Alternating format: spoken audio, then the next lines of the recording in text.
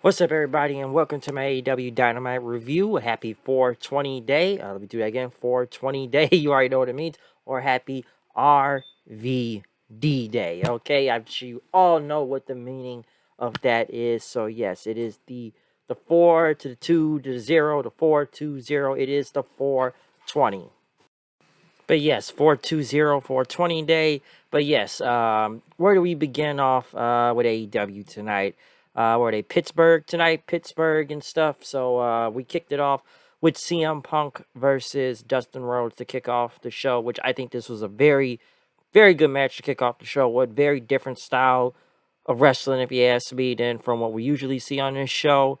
One word you could really put a lot into this is psychology, and I mean a lot of psychology in this match. And I enjoyed this. It was a very good opener and whatnot. A little bit more of a slower pace, some would say, but I enjoyed this match a lot. A lot of selling. Also, especially if you look cap focusing on limbs and stuff, especially with Punk. Like I said, the guy does pat himself after Bret Hart a lot nowadays. Well, it's always been like that, but we see more of it as we went on. But one thing I did like, with Dustin trying to focus on Punk's, try to go back, focus on his legs and everything to take him out, even try to get him to take a figure four and whatnot.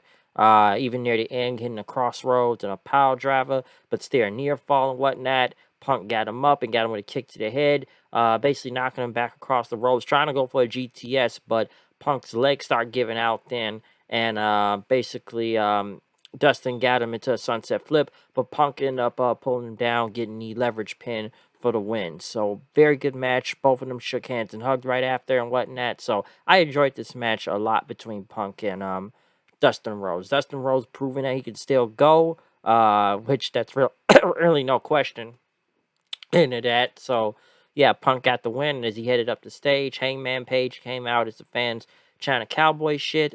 Basically, they had to stare down. So obviously a title match is gonna be coming soon between both of them, which I'm sure will be a double or nothing. So we'll see what happens with that.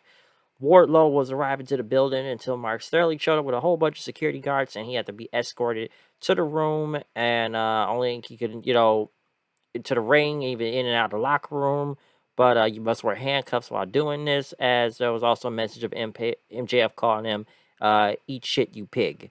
As basically the security guards took him away in handcuffs at the wall. I guess they had to change him too if he had to change his gear while having on the handcuffs. So there you go.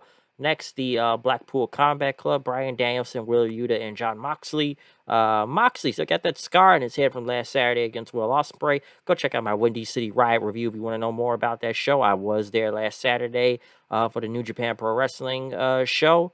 Very enjoyable show. I liked it a lot. But yeah, if you want to know more about that, go check that out. That is currently online right now. Windy City Riot review. So I recommend anybody go check out that show also. But we'll get more into New Japan later.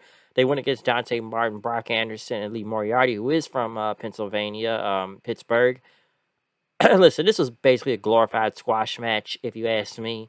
Um, Literally a glorified squash match with the Blackpool Combat Club. Even, I know they got the T-shirts now and the hoodies, and Yuta's got some new gear and stuff. But like I said, I enjoy Regal on commentary. Regal is hilarious to listen to on commentary. I just enjoy it.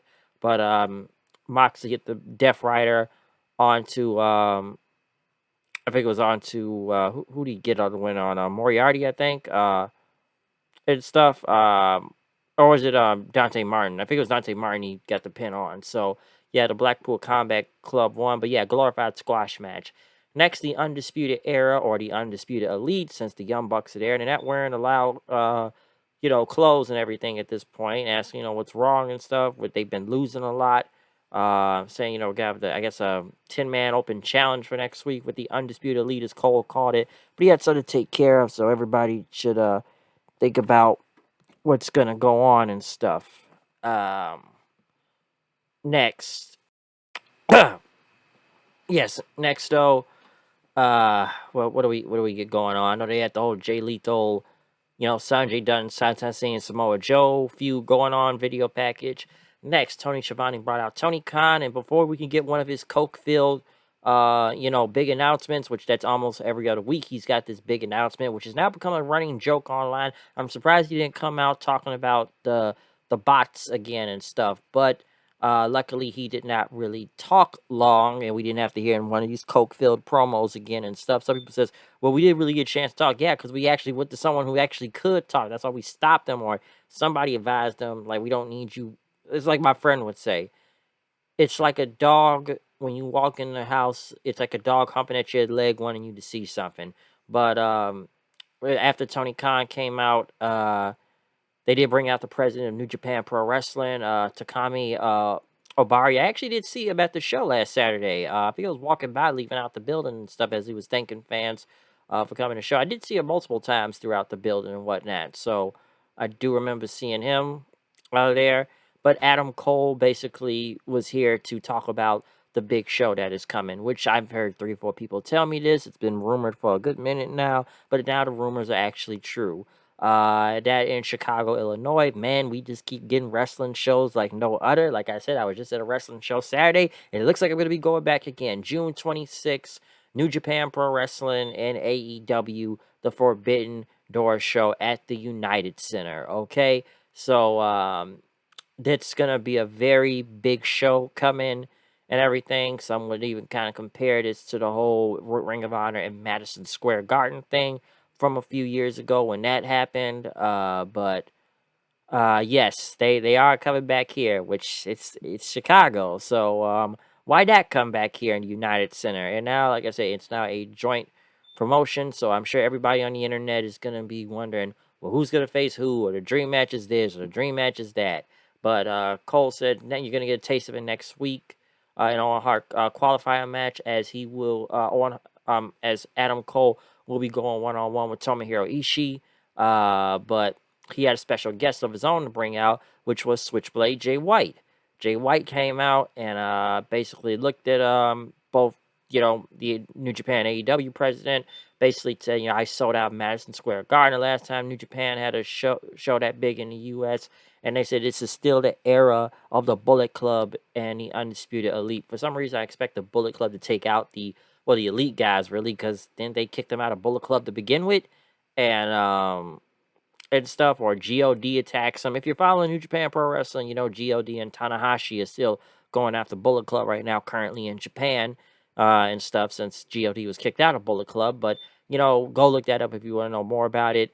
But yeah, this is gonna be a big show coming up though. So hey, make sure you get tickets. I'm gonna make sure I get my tickets. So I'm gonna go to that show. Okay, I just got to. I'm just going to. I'm gonna do it. But um. Next, they show Kier Hogan and Red Velvet in the back with Jade Cargill, which now, for some reason, they're all a team now. We only saw them in the baddie section for 1 week, but now they're on Jade Cargill's side, and I guess they'll be there this Friday as Cargill go against Marina Shafir. Next, The Butcher came out as MJF, and Sean Spears in a luxury box up there as the crowd booed and stuff. And yes, but you cheered for Ben Roethlisberger, though. MJF called Wardlow a pig. Wardlow came out to no music with security guards, handcuffed and stuff, which he went against the Butcher, basically destroyed the Butcher, if you ask me. Of course, you're going to get two giants battling each other, but Wardlow doing the power bomb thing. And listen, the Butcher ain't no easy person to pick up. But Wardlow once again won and stuff. So there you go. More MJF trying to get over on Warlord, but Warlord destroying him.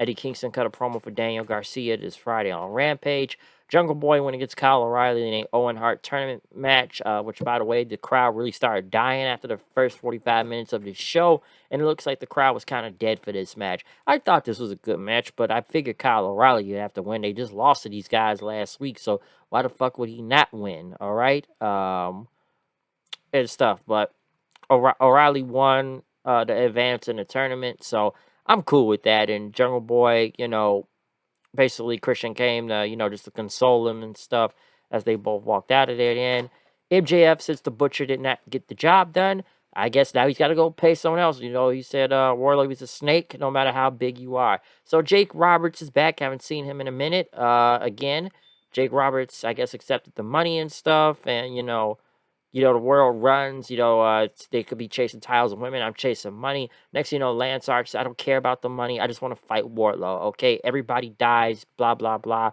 Archer, I just think they just got anything for him right now. So he's most likely gonna lose again to Warlord. But Archer, I don't think they got really nothing else going on for him right now, and whatever random feud they put him against. So, um, Archer's Archer, folks. Hook, uh, which I guess woke the crowd up a little. Went against Anthony Henry. Hook won, but then of course Danhausen is there. And I guess, we tried to curse him, and I guess, Hook will have to face Danhausen. So I guess Danhausen will finally wrestle, I guess, or something. But, once again, AEW could have done a better explanation of trying to tell us of who Danhausen is and what he does. But all you really did was put him with the rest of the Goose Squad with no explanation. Just threw him out there to be throwing him out there. Or at least give a video package to tell who he is and what he does and why he's here. But they never did that, though. Next, Frankie Kazarian was going to challenge Sammy Guevara, I guess, for the title, but Scorpio Sky came in and says, listen, man, we go back, and I just need one more favor from you, all right? Listen, you will get your match, but I need my rematch, okay? And you will get the first shot when I win the title back. And he told Cass he's always had his back, and I guess they shook hands and agreed to that. Sammy Guevara and Tay Conti were in the ring getting boos, which now I guess Scorpio Sky is the face, and, you know, Scorpio Sky's the face, and Sammy Guevara's the heel, because I did not review that Battle of the Belt show last Saturday. Given I was at the New Japan Windy City Riot, I know Sammy Guevara won the TNT title again for the third time, which the fans were already 50-50 on him, which now it's like, okay, so Lambert and them are the faces now, and you know, not Scorpio, but Sammy and them are heels, and how they won. Which I guess this is just now flipped over just because, if they would to keep Sammy heel, they could just throw him with Jericho and them. But some people wonder why have the fans turn on Sammy Guevara, huh? Is someone say is it the minute they align him with Tay Conti? Possibly. Are they sick of him being a TNT champion a whole bunch of times? Maybe. And is it because like Sammy said, yeah, because my girlfriend's hot. You don't like him because his girlfriend is just hot and that you don't have it? That's a possibility. I do believe some really may not really kind of vibe with them being an on-screen couple. I think I've seen this before. I guess people know the whole history of how they got together and stuff. Like I've said before, I didn't really pay attention to it that much because I didn't really care. But kind of look at the details. I'm like, I think I already said this before. What he proposed to the other girl just a few months ago, and then I guess he just breaks up with her. Like, did he propose to some other girl on TV and then breaks up with her and then go fucks with Tay Conti, and then she divorced her husband. So you put two and two together, it's kind of easy to figure it out. And then they tried to deny it until they actually came out with it. So I think people probably don't like the history of it. So maybe that's why they getting booze. I don't know.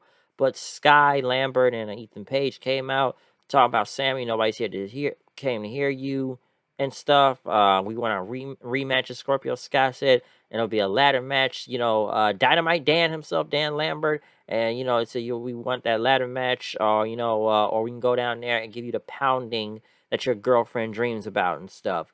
And I guess Sammy said, exchange for the title match, I want a mixed tag match down the line and stuff. But we'll have the ladder match. I think the music cut early. I know some people they believe they ran out of time. They're really rushing through things on this show tonight. House of Black cut some promo. I didn't even know what they even said.